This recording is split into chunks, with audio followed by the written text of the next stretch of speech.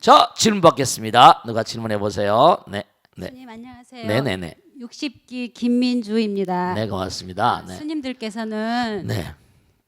깨달음을 얻으시면 네. 오도송을 읊으신다고 들었습니다. 아, 그렇죠, 네, 그렇습니다. 네. 그렇다면 천천히. 예, 긴장하지 오도송이라는 것은 마. 일부러 짓는 게 아니라 음. 저절로 나오는 것인지요? 궁금합니다. 네, 박수로 맞으세요. 네. 오도송이 이제 여기저기 터져 있는데요. 예를 들어서 스님이 요전에 드린 책에도 나오잖아요. 선명상 향연에도. 그 오도송이라는 거는 특징이 있어요. 그건 체험의 소산들이죠. 체험의 소산. 경호 스님의 오도송이면 광탄만상이라 우리가 이걸 아시면 돼요. 아, 이 사람이 제대로 된 어떤 그런 깨달음의 경계를 열었구나 아니구나. 이제 나름대로 오도송을 다 읊어대죠. 근데 중요한 건 뭐냐면 이거 하나는 중요한 거예요. 왜냐하면 우리가 지난번에도 말씀드렸죠. 부처님 나라는 뭐예요? 당장 그러죠. 깨달음은 광명이라고 그랬지. 그래 안 그래요? 깨달음은 광명. 화엄경 같은 걸 뭐라 그랬어요? 깨달음의 문을 여니까 방광을 하는 거예요.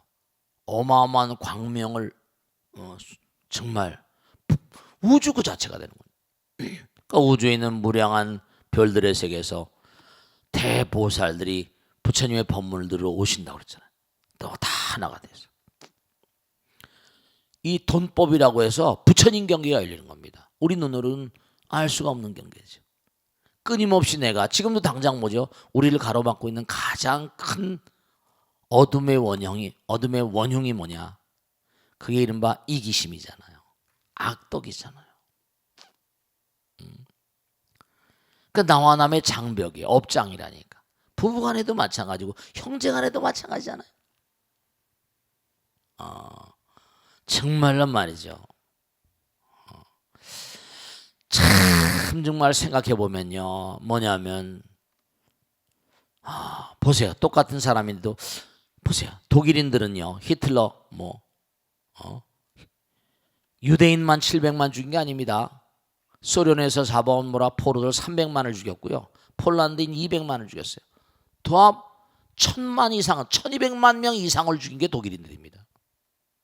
700만이 유대인이 문제야. 인간인데 그 왜 가능할까? 그리고 또 하나 기가 막힌 게 아돌프 아이히만이라고 있는데요. 아우슈비츠의 그 수백만 명을 죽인 장본인 지휘자였었어요. 근데도 뭐냐면 그 수백만을 죽이고 마지막 형장에 가는데도 이게 참 불가사의가. 한나 아렌트라고 그 마지막 그냥 가는 그 모습을 보면서 위험도 당당해. 난 시킨 대로 했다. 수백만 명을 죽였는데도 양심의 가책을 전혀 안 느끼는 거예요. 어떻게 생각하세요? 인간의 마음 가운데 이상해가지고 나와 남이란 장벽 딱 쓰게 되면 되죠. 악은과 적군. 적군이란 개념이 딱 들어가 버리면 이건 죽여야 될 대상이고 바퀴벌레. 그러니까 나와 남이란 장벽은 도저히 어떻게 어둠의 자식들이야. 그러니까 그걸 다 벗어내고 점점점 벗어내고 깨달음의 세계로 가니까 뭐죠? 하나의 세계로 간다 그러잖아요. 그럼 어떻게 되는 거 아니? 어둠이 걷어지면서 광명의 세계가 열리거든요. 깨달음은 광명인데 우리가 아는 이런 라이트가 아니에요. 그러니까 오도송의 근본적인 어떤 그런 그것이 참된 오도송이고 하다 보면 거기에 뭔가 아니 그들의 깨달음의 영역이 이렇게 도인들이 보면 이 사람이 제대로 뭔가 깨달음의 경지구나. 그래서 큰 스님들이라거나 이른바 나름대로 어떤 경계에 있는 어떤 체험을 한 스님들이라고 보면 전부 다 광탄만상이라 뭔가 그러니까 방광한다 그러죠. 대방광불왕 방광 빛을 발하는 거예요. 그러니까 오도송들의 특징은 자기들이 체험한 영역이고 몸과 마음을 다해서 수행한 어떤 전리품 같은 것이라고 할까? 수행한 어떤 체험의 소산이라 할까? 자기와 싸우는 거, 남들과 싸우는 게 아니라. 그러니까 우리 인간들은 근본적으로 참 안타까운 것이 결국은 시간과 공간의 포박자, 노예로 살기 때문에 그 전쟁을 하고 하는 것도 전부 다 공간, 더 많은 땅을 뭘 하다 보면 우선 물질적으로 뭔가 그걸 장벽을 허물려고 처절하게 싸움질을 하고 나의 앞길을 방해하는 건 무조건 뭐라 처단하고 이런 정말 잔혹하게 이럴 때 없죠. 우선 자기 자신과 싸움. 그래서 수행이 중요한 거예요. 내 마음의 어둠을 걷어내야 돼요. 알겠죠? 그러니까 요도성이라는 건 정말로 체험의 소산이라는 거, 깨달음의 소산이라는 거. 도인들은 보면 이게 이런 어떤 경계구나. 그런 걸 느낄 수 있고 체험할 수 있고 그런 그 큰 스님들의 어떤 오도성들은 그런 특징이 있습니다. 그래서 부처님 깨달음에서 나오는 그런 내용을 대방광불 화엄경 방광이란 말을 써요. 빛을 발한다. 근데 우리가 아는 그런 빛이 아니에요. 우리가 아는 이런 라이트 빛이 물론 이런 라이트도 어둠을 밝혀주는 거니까 당장 그렇죠. 우리가 여기서 볼 때 그냥 눈으로 나오는 빛을 보면 되지만 이게 방송에 걸려가지고 전국으로 전 세계로 가려고 한다면 좀 더 강한 어떤 그런 영상을 만들어야 되니까 이런 노력을 지금 하고 있는 거라고. 그러니까 점점 우리가 깨달음의 길을 가면 밝아지고 그러니까 남들이 그러니까 기도를 열심히 하라는 거예요.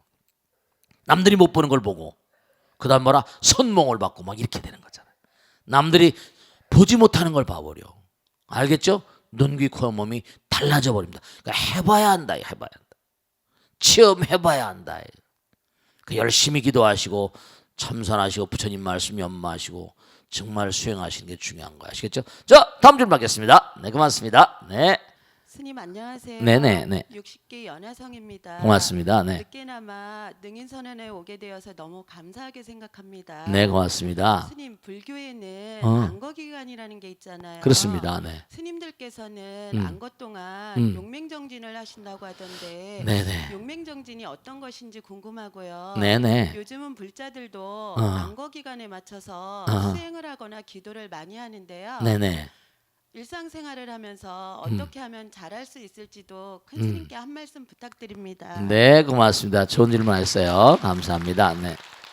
자, 이제 원래 안거라는 건 인도에서는 우기와 건기가 있어요. 거의 열대 이른바 말하면 적도가 지나가는 그런 그 연변이었으니까 비가 많이 오는 거죠. 비가 많이 올 땐 이게 다니기가 어렵잖아요. 그럴 때 이제 정말 절에다 모여서 몸과 마음을 다하고 정진합니다. 하루에 한 끼 정도밖에 먹지 않죠. 근데 이건 하나 아셔야 된다. 우리가 용맹정진, 우리도 이제 참선원에서 계속 하다 보면 무문관에 집어넣고 막 일주일 동안 하루에 두 끼밖에 먹지 못하게 하고 잠은 4시간 자게 하고 하루 20시간씩 참선을 시킵니다. 그게 정말 나름대로 경지를 체험하는 분들이 여러 분 계세요. 우리 법당에 일통수도인 모임이라고 그래가지고 실제로 체험한 분들이 다 계세요. 그런데 중요한 게 뭐냐면 왜 그런 용맹정진이 필요할까? 이걸 아셔야 된다. 우리 몸이라고 하는 것도요. 제가 말씀드렸죠. 화두를 챙긴다. 뭐 차크라를 한다. 뭘 한다. 이게 전부 다 중요한 건 하나는 뭐죠? 전체잖아요. 끊어짐이 없어야 돼요. 우리는 항상 아까도 말씀드렸지만 변덕이 죽을 듯 한다 그러죠. 마음이 오락가락하고 이거 해야 되나 말아야 되나 그런 생각일 때 더 열심히 하셔야 돼요. 그건 마장이니까. 나의 앞길을 차단하는 거예요. 일관. 항상 성공하는 사람들의 특징은 뭐냐? 초지일관이에요. 초발심시 변정각입니다. 한번 딱 해야 되겠다. 물론 처음에 시작할 때 정확하게 잘 이건 꼭 해야 되는 거 너무 과도한 욕심 부리면 힘들겠지만 어쨌거나 간에 몸과 마음을 다해서 꼭 해내야 된다라고 딱 생각을 해서 시작을 하면요. 절대로 여러분들 말씀이죠. 흔들면 안 돼요. 일관되게 하나. 그러면 뭐냐면 우리 몸도 말이죠. 이게 회로거든요. 모든 게 다 돌잖아요. 일관돼야 되거든요. 그러니까 뭐냐. 흐르다가 흐르지 않으면 터져버리거든요. 그 경색이야. 그러면 안 되는 거예요. 또 속도가 느리면 안 돼. 일정한 속도를 가져야 되거든. 순환이 돼. 그러니까 우리 몸에 뭐죠? 당장 뭐예요? 병원에 가면 제일 처음에 의사 선생님이 체크하는 게 뭐라? 뭐 청진기를 된다든지 뭐 전부 다 체크하잖아요. 그게 전부 다 뭐냐? 전부 다 리듬이 레귤러한가, 이레귤러 바운드를 치는가, 레귤러 바운드를 치는가, 제대로 맥박이라거나 호흡이라거나 체온이라거나 뭐 검사 다 하잖아요. 그 검사가 다른 검사가 아니라 여자들은 뭐 주기가 일정하십니까? 레귤러 바운드를 치는 거. 파동이 레귤러 일관되게. 그 벌써 주기가 불순하다. 병의 징조죠. 호흡이 가쁘고 뭐 좀 이상하다. 심장 폐 뭐 이런 거. 일관돼야 돼요. 왜 용맹정진이 필요한 거 아니? 적어도 몸의 일관성을 유지하려면 30분 앉아있기도 쉬워요, 어려워요? 어렵거든요. 1시간 앉아있기는 더 어렵지. 적어도 어떤 경계를 딱 열어가려면 서너 시간씩은 딱 정말로 앉아있어야 돼요. 앉아있는 게 능사는 아니라고 하지만 중요한 건 뭐냐면 앉아있으면 회로가 안정이 되잖아요. 일관성이 강해질수록 뭐라? 이른바 선정.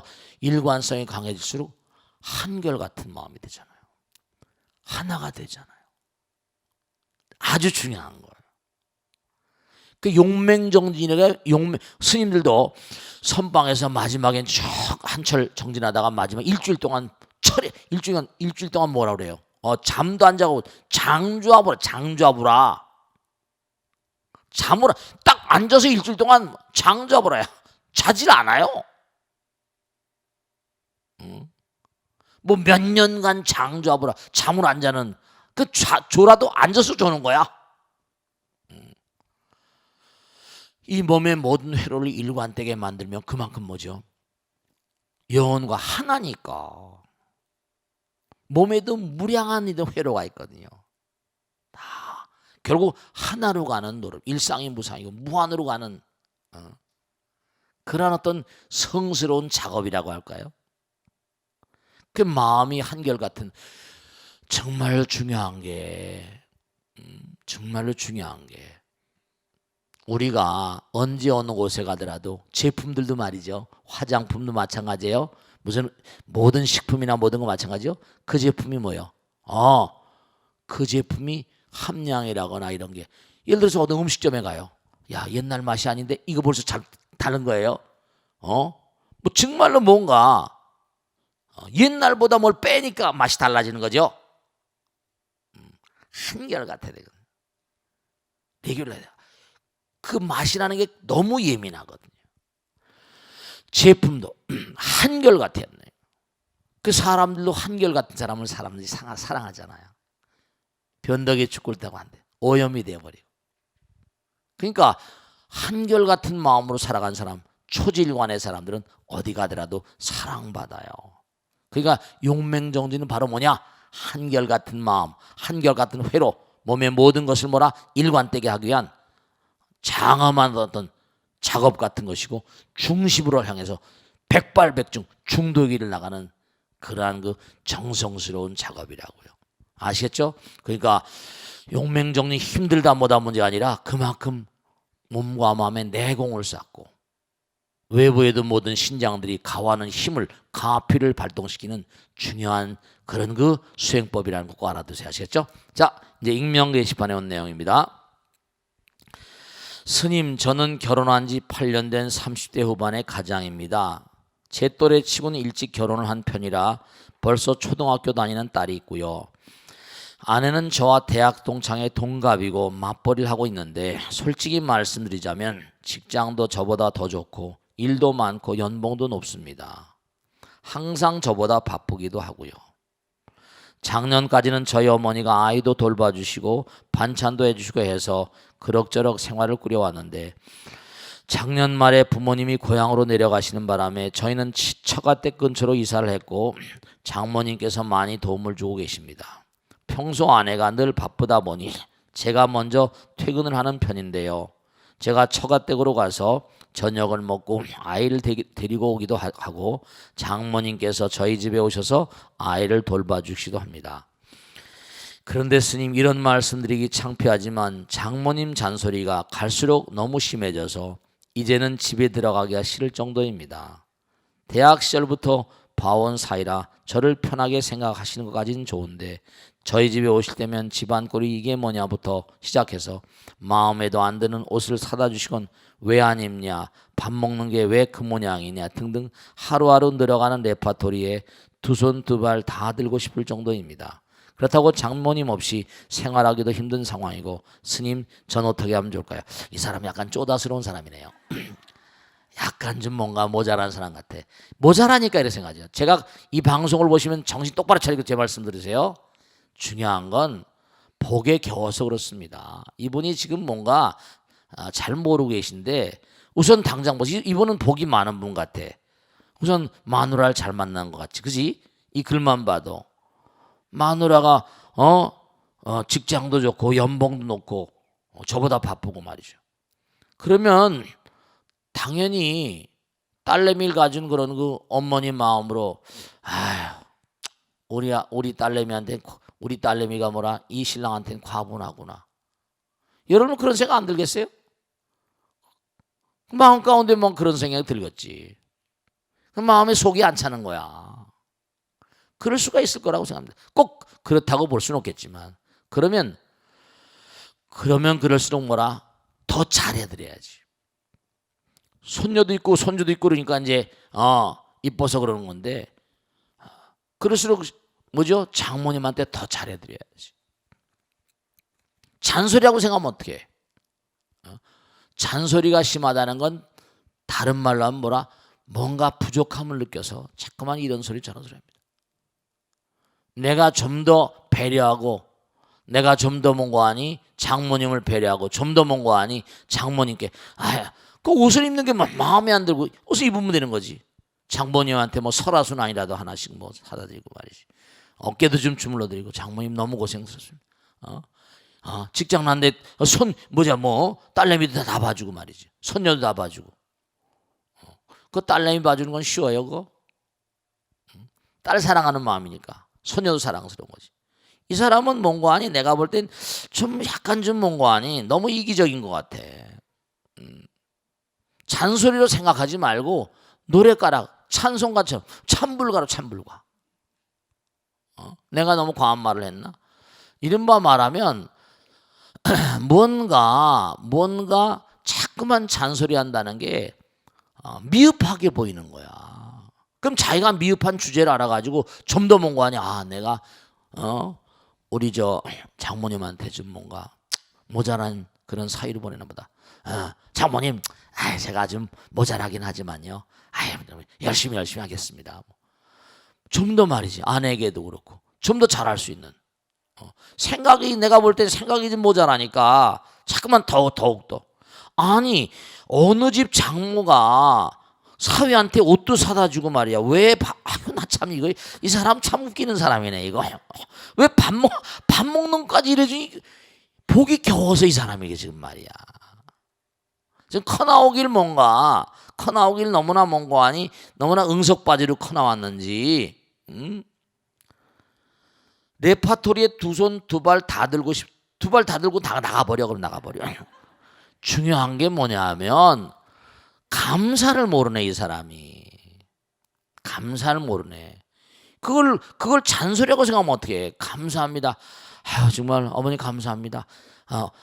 옷을 갖다 주거나 밥상을 뭐 차려주면 장모님한테 절 삼배를 하든지 고맙습니다. 하다 못해 말이지 막. 정말로 뭘 내가 우리 장모님한테 해드릴까 이런 궁리를 해야지. 그걸 잔소리 생각하는 사람 이 사람은 참 말이지. 가면 갈수록 자칫하면 제 말씀을 잘하는 파탄 날 것 같아. 왜냐? 이렇게 되면 어떻게 되는가 단계가 있습니다. 저는 하도 많은 분들 모시고 사니까. 그러면 자꾸만 뭐냐면요. 딸내미한테 물론 그 서로 사랑하고 오랜 전서부터 봤으니까 좀 덜 할지 모르겠습니다만 자꾸만 딸내미한테 네 신랑이 왜 그러냐 저러냐 그러면 사람은 듣는 데 있잖아요. 자꾸만 일종의 들으면 들을수록 뭐라 한 번 듣고 두 번 듣다 보면 세뇌가 되거든요. 그런 남편이 자꾸만 끼울러 보이면 부부간에도 뭐라 문제가 생길 가능성이 커져 버린다니까요. 그러니까 중요한 건 왜 장모님이 자기를 도와주는가 그걸 생각해야지. 모자라니까 자꾸만 뭔가 안타까워서 도와주시는 거야. 그러면 자기가 이거 벌써 너무 이기적이네. 난 이런 장모 먹여서 얻고 다니겠다. 안 그렇습니까? 네, 다시 한번 진지하게 자기를 돌아보시고 장모님한테 잘해드리세요. 그리고 집밥 아저씨한테 배워가지고 뭔가 음식도 해가지고 집밥 만들어가지고 무슨 장모님 같은 장모님 제가 오늘 맛있겠죠? 이러면서 말이지. 좀 그렇게 좀 해보면 얼마나 그냥 장모님이 이뻐하실까. 자, 질문 받겠습니다. 고맙습니다. 네, 네, 스님 안녕하세요. 네, 네, 고맙습니다. 58기 원행도입니다. 네, 고맙습니다. 네, 스님, 네, 대승불교의 보살은 상구보리하고 네, 하중생하는 존재라고 배웠습니다. 그렇습니다. 네, 그런데 현실 속에서 이 둘을 조화롭게 하는 일이 네. 사실상 음. 어렵더라고요. 네, 네, 네. 어떻게 하면 제 공부도 놓치지 않고 음. 잘하면서 머물없는 보시행을 할 수 있을까요? 네. 스님의 고견을 부탁드립니다. 네, 박수로 마세요. 네, 과제죠. 네, 제가 이제 기도를 열심히 하라, 참선하라, 그것도 뭔가하니 시간을 드려야 돼요. 근데 먹고 살기 바쁘잖아요. 근데 원리를 하나 말씀드릴게. 결국 우리가 참선하는 것도 물론 훈련이에요. 수행해야 됩니다. 시간 날 때마다. 근데 중요한 건 매일매일 내가 말하고 생각하고 행동하는 것. 그것이 수행이에요. 그러니까 함께 가는 거 어떻게 하는 거냐. 내가 말할 때마다 잊지 마세요. 내가 상대방과 내가 하나 되는 말을 하는가. 그걸 항상 생각하세요. 깨어 있어야 돼. 상대방의 해코지 하는 말을 하고 있지 않는가. 내가 남편에게 뭔가 하니 정말 남편과 내가 하나인 말을 하는가. 사랑의 말을 하는가. 그리고 내가 상대방과 하나가 되는 베푸름의 마음을 가지고 행동을 하는가. 꼭 뭐 돈이야 뭐 금전적인 것이 아니라도 우리 그러잖아요. 화내어시라고 환한 미소를 짓고 사랑의 말을 하고. 원리는 뭐냐면요. 나의 말과 생각과 행동 가운데 하나가 들어있어야 돼. 나의 말과 생각과 행동, 그 상대방을 부처로 보라 하잖아요. 부처로 본다는 건 하나로 보는 거거든. 그게 다. 원리가 결국은 뭐냐면 우리의 삶의 현장은 내가 공부한 것이 뭐죠? 실천되는 도장이야. 이 우주가 다 도장이야. 부처님 도장이라니까. 학교고 도장이고 수련장이라니까. 부처를 만들어내는 태권도장, 유도도장 이런 그런 것만 도장이 아니고 여기는 부처님 만들어내는 도장이란 말이에요. 도장이란 말이에요. 그러니까 도량청정무화에 이러잖아. 삼보철용보라 강차지. 그러니까 원리가 뭐냐? 여러분이 그죠? 제가 말씀드려 경동시장에서 한약방을 하는 보살님이 계세요. 스님, 그 이상하게 옆집은 그렇게 장사가 잘 된대. 이상하게 이렇게 장사가 잘 안 된다고, 너무 힘들다고, 경쟁이 너무 치열하다고. 어떻게 하면 좋겠냐고. 그랬어요. 보살님 말이야. 내 말 잘 들어. 알겠죠? 그러면서 뭐냐면 한 사람 오는 사람마다 저 사람에게 어떻게 내가 이익을 줄 수 있을까? 그렇죠. 가게로 오더라도 뭔가 득이 될 수 있는 거. 그리고 그 사람 오기 전에 그 약국에 있는 모든 약들이 팔려 나가서 정말로 많은 사람들의 몸과 마음의 건강을 위해서 크게 이바지하게 하여 줍사. 자꾸만 기도해. 그 기도의 기운이 다 그 약에 머금도록 말이야. 그리고 오는 사람 한 사람이 두 사람 불러오고 두 사람이 네 사람 불러오는 거 아니야? 시간은 걸릴지 모르겠어. 뭐 그동안에 나름대로 공덕을 쌓았으니까 또 빨리 될 수도 있을 것이고. 그러니까 보살님 말씀이 내가 꼭 당부드리는데 그저 있을 땐 정말로 기도해. 약사해랩을 약을 다루니까 약사해랩을 해야지. 약사해랩을 하고 그 다음에 오는 사람마다 전부 다 그 사람이 약사해랩의 현신이라고 약을 사가니까 남들 병 고쳐주는 거 아니야. 뭐다 약사해랩의 후신이 되도록 기도하는 거야. 그리고 정말 그들에게 다른 가게에서보다 좋은 물건을 쓰고 그리고 좀 값을 잘해주고 내가 좀 덜 먹으면 되잖아. 그렇다고 망하는 건 아니면 말이야. 그때 이 보살님이 가만히 듣고 그냥 가시더라고요. 6, 7개월 지났는데요. 이 보살님이 오셨어요. 또 불사하러 오셨어. 그 왜 어떻게 불사할 형편이 된다 했더니 스님 감사하대요. 자기가 정말 그러면서 100일도 100일 이렇게 하다 보니까 정말로 그 보살님 말씀인즉슨 다른 사람 오는 사람은 들쫓아오고 내 마음이 밝아졌대요. 아, 스님이 왜 기도하는지 알겠더라는 거예요. 그 내 얼굴이 밝아지고, 그러니까 그죠? 안 된다 안 된다 죽상하고 있으면 첨져 죽는 거야. 자꾸만 그러니까 내 얼굴이 밝아지고 내 말도 생각도 밝아지니까 손님들한테도 잘하게 되더라고. 네, 여러분을 분명히 말씀드리겠는데요. 정말로 우리가 행이 중요해요. 알면 뭘 합니까? 아까도 했잖아. 아가씨 얘기했잖아. 많이 알면 못하지. 내가 나의 욕망을 잡지 못하는데 많이 공부하면 뭐래요? 내가 나의 욕망을 못 잡는데 사생활을 낳는데 통렬히 고통스러워. 보세요. 내가 초등학교 때 낙제국 먹었어요. 근데 자기 이제 3학년, 4학년, 5학년 됐거든요. 동생이 1학년 들어갔어. 그건 되죠. 1학년 때 낙제국 먹은 녀석이 뭐죠? 요것도 모르냐고 동생 콩밥 치잖아요. 그래 안 그래요? 그런 거예요. 여기 지금 시대 신주, 시대 명주, 시무상주, 시무등등주가 나온 이유가 뭐냐? 다 급수가 있는 거예요. 아, 그럼요. 어린애들한테는 어린애 언어로 얘기해야 돼요. 그래 안 그래요? 그 수준에 맞는 언어가 있거든요. 아니, 초등학생한테 미적분을 가르칠 수 있어요? 되지 않는 거예요, 그게. 다 사바세계는 한 단계, 두 단계. 그러니까 뭐 암경, 반야, 방등, 법화열반, 화음까지 쫙 있고, 직진심, 견성성물 다 좋다 이거예요. 그러니까 중요한 건 분명히 말씀드렸는데 수행을 해서 어떤 단계에 딱 들어가면 그건 체험한 ineffability, 이른바 말하면 순간이에요. 체험하는 것도 많은 순간이 아닙니다. 짧은 순간 내 몸과 마음 가운데 심원한 변화를 가져오는 거예요. 또 계속 나가는 거예요. 또 변화가 일어나고 또 변화가. 결국 그 변화는 뭐라? 하나가 돼서 중생을 제도하고 하나라는 걸 완전히 일깨워주는 거예요. 너희들은 하나다. 부처님 그걸 완전히 깨달으신 분이죠. 그러니까 정말 중요한 건 우리가 매일매일의 삶을 살면서 나의 말 가운데 부처님 계셔야 되고 나의 말 가운데 생각 가운데 행동 가운데 부처님이 있어야 된다는 사실은 뭐냐면 정말로 내가 만나는 사람들마다 하나가 되는 마음을 가지고 사랑의 마음, 자비심, 지혜를 가지고 그들을 대해야 돼요. 상대방은 부처님이 나의 수완이 아닙니다. 그렇게 하면 죄받고 잘 되지 않아요. 절대로 잘 되지 않습니다. 오늘 아침 신문을 또 보다 보니까 한국에 무슨 명당을 보는 무슨 뭐 누군지 모르겠지만 이간에 뭐 그런 뭐 유명한 사람인가 보죠. 이름은 안 봤어요. 얼핏 봤는데 헤드라인에 그게 뭐냐면 명당도 뭐라 아무리 좋은 명당도 들어가 산 사람의 마음자리가 나빠지면 그게 나쁘다고 나왔더라고요. 그럼요. 들어간 사람의 마음보가 나쁜데 그게 잘 되겠어요, 그게? 그럼요. 아무리 명당이라 하더라도 거기 들어가 사는 사람의 성정이 나쁘면 소용이 없다는 거예요. 꼭 당부드리겠는데 실제 생활은 나의 도자이고 여기는 뭐라? 공부하는 곳이야. 공부를 하고 또 실천하고 남편하고 아들, 딸, 주변 사람들에게.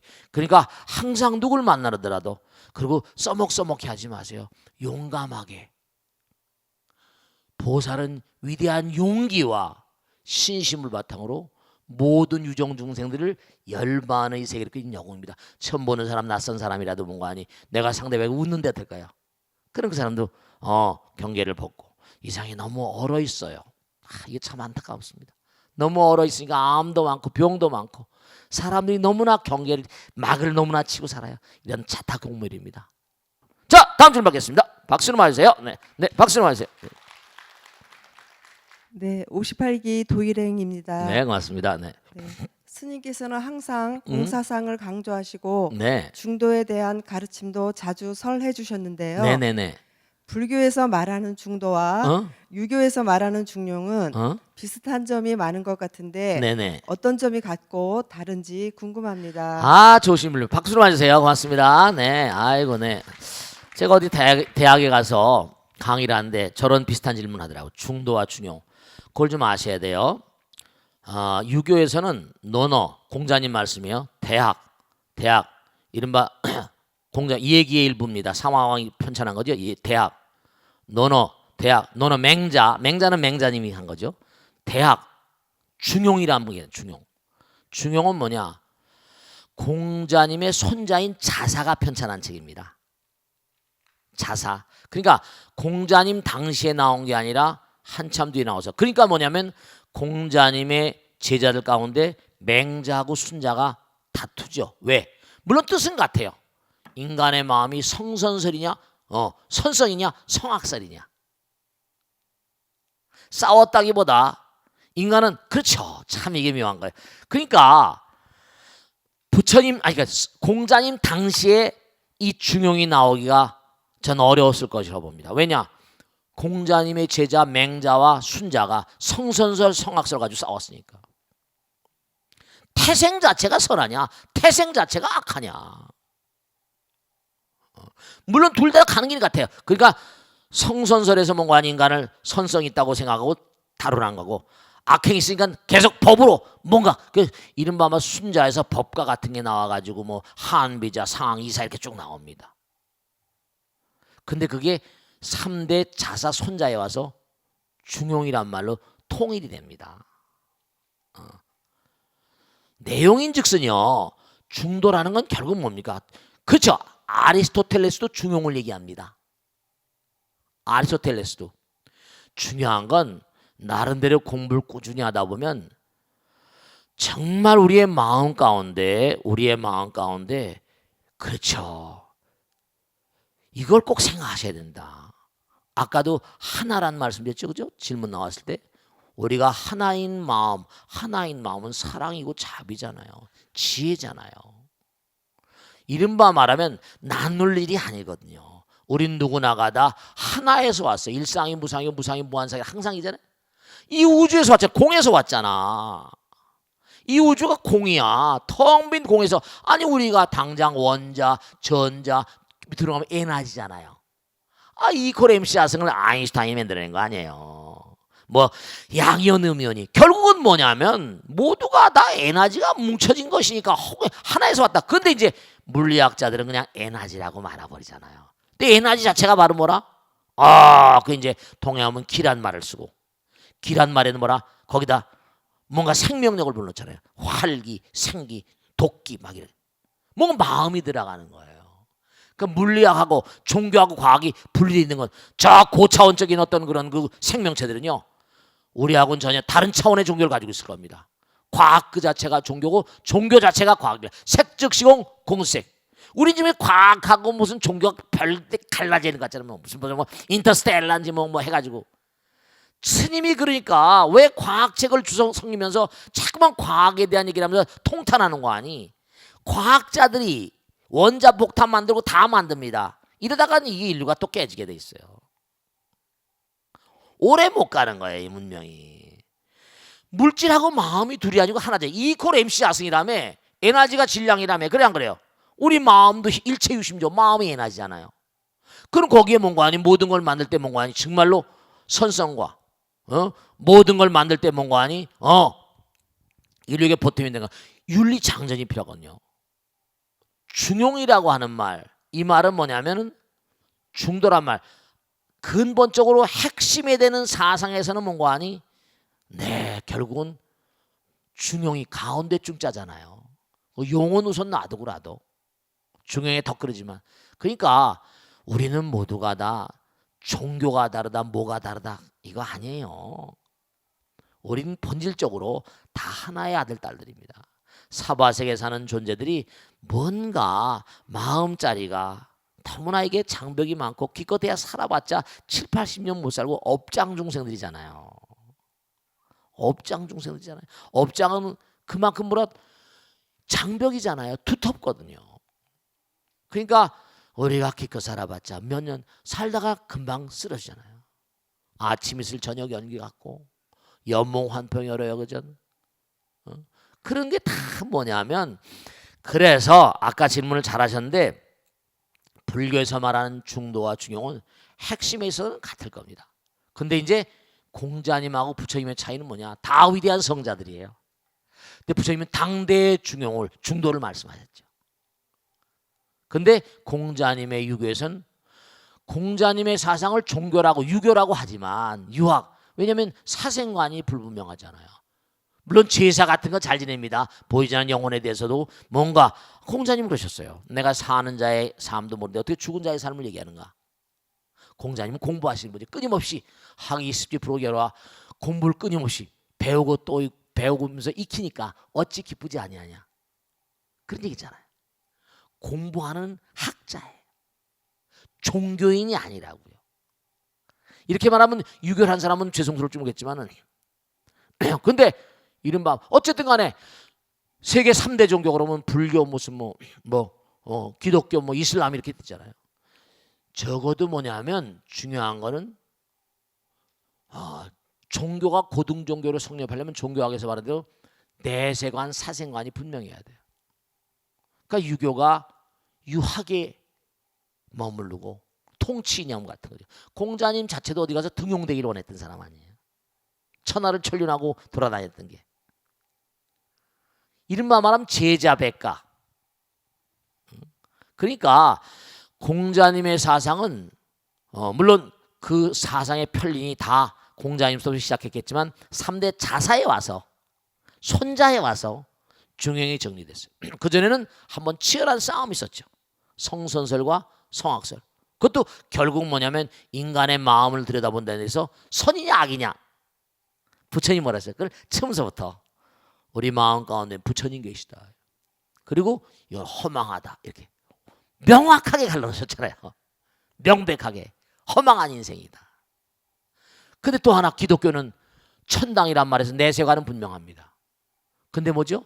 중요한 건 천당 가면 뭐라 끝이냐? Eternal Paradise, Eternal Abyss. 영원한 천당, 영원한 지옥. 그리고 우리 천당 쪽에도 안 가봤으니까 과거 있었지만.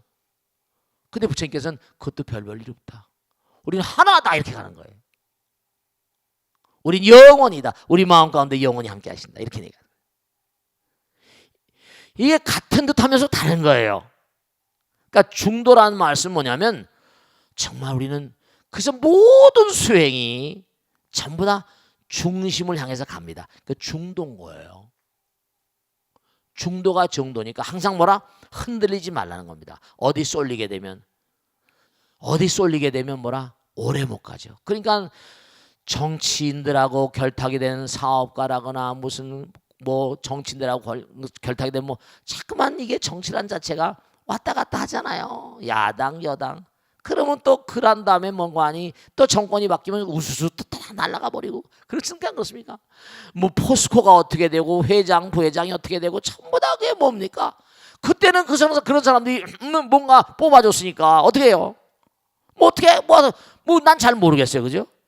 근데 또 말을 안 들래야 뭐라 또 그럼요. 그러니까 오늘 아침 신문에 보니까 큰 기업의 부회장이었는데 비자금 만들려고 명령을 내렸다가 뭔가 하니 영창에 가는 거예요. 지금 애꿎죠. 그죠? 어쩔 수가 없잖아. 그래 안 그래? 참 정말 비극이에요. 너무 안타까워요. 너무 탁월하고 훌륭한 인간들이 공부도 얼마나 많이 했겠어요. 한 대는 쩌렁쩌렁 무슨 신문에 막 드나드는 사람 있잖아요. 정치인들도 요즘에 아주 그 사람도 피를 말릴 겁니다.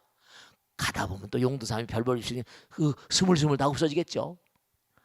그러니까 우리가 사는 삶이라는 게 그렇잖아요. 당장 부처님만이 자연수를 누리는 거. 그러니까 부처님이 유연한 방식으로 중도의 논리로 어디에 쏠리지도 않고 바라머니 뭐라고 하건 간에 누가 와서 유물론을 얘기하든 유실론을 얘기하든 숙명론을 뭘 얘기해도 고개를 끄덕끄덕거리고 가만히 대꾸를 안 하셨어요. 그러니까 안한전자가 세존이시여 무엇도 옳고 무엇도 옳고 무엇도 다 옳으면 뭐가 합니까? 네 말도 맞다. 네 말도 맞다. 그냥 가게 해라. 내가 전 친구들한테 너 틀렸다 그러면 뭐라 내 당장 멱살을 잡고 매가지 딸라고 한다. 그냥 가게 하라. 가다가 막다른 골목이 나오면 나올 거 아니냐. 부처님 논리는 그런 거. 그럼 적당주의냐? 아니에요. 자기가 애들한테 어린 아이들한테 뜨거운 거 불을 만지면 뭐라 딘다고 말해봤자 알아요 몰라요? 되어봐야 알지. 아니면 막 혹독하게 때려가지고 똑똑한 아이들은 손을 안 대든지. 그러니까 너무 오래 사는 게 문제가 아니라 바르게 얼마나 진실되게 사는 게 얼마나 중요한가. 그러니까 유교 공자님도 워낙에 훌륭하신 분이고 동양 철학의 비조이긴 하지만 그건 철학과 종교의 간극 같은 거예요. 철학과 종교. 종교는 뭔가 아니 영원 우주 무한. 근데 공자님은 끊임없이 본 거 아니?